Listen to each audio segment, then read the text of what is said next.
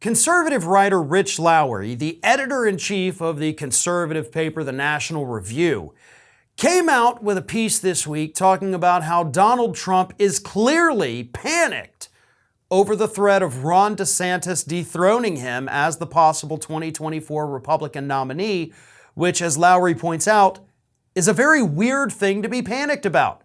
Like, Donald Trump is basically wetting his pants because he's so afraid of Ron DeSantis, over whom he has a 20-plus point lead. Let me read some of what Lowry had to say. Trump is like no frontrunner we've ever seen, not necessarily in his strength or in his weakness, but in his manifest insecurity.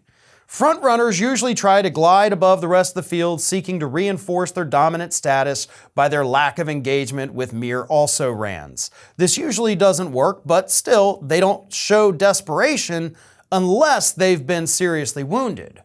Following Trump's Truth Social account, you'd think Ron DeSantis was running away with it, and an envious and obsessed Trump was trying to figure out some way anyway to begin to close a 20-point gap.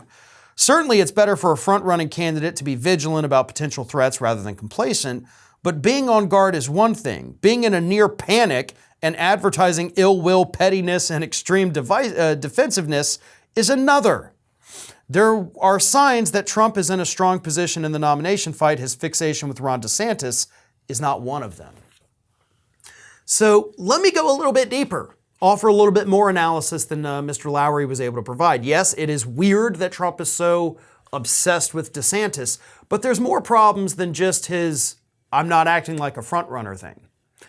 When you spend all your time hyper-focused on attacking a man who hasn't even said he's running for president yet, we know he is, but he hasn't officially declared it.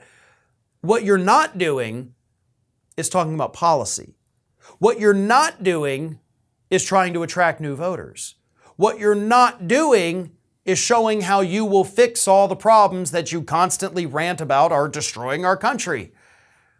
But another more important thing you're doing, aside from not talking about the actual issues, is you're hyper-focused on this guy over here, which opens up your flank to be overtaken by one of these people you aren't paying enough attention to. You are so distracted by Ron DeSantis that somebody like Nikki Haley could swoop in and start taking some of your support. And then by the time you're finished with DeSantis, you're dusting off your hands, ha ha ha, I gotcha. You turn around and suddenly Nikki Haley's nipping at your heels because you've lost support because voters got tired of it. Either way you slice it, whether you go with Lowry's argument, whether you listen to what I have to say about it, Donald Trump has put himself in a very bad position, and he deserves every bit of it. I would love to see him go down in flames in that Republican primary. That would be hilarious, and it would be what he deserves. But if he continues to run this campaign as poorly as he has since he announced in mid-November, I think that's what's going to happen. Because the more he focuses on Ron DeSantis, the less he focuses on the other rivals and on the issues. And to be honest, Republicans want to hear about issues. That's what a poll this week showed. They want candidates who they agree with on issues. And right now, Trump's only issue is that he seems to hate Ron DeSantis.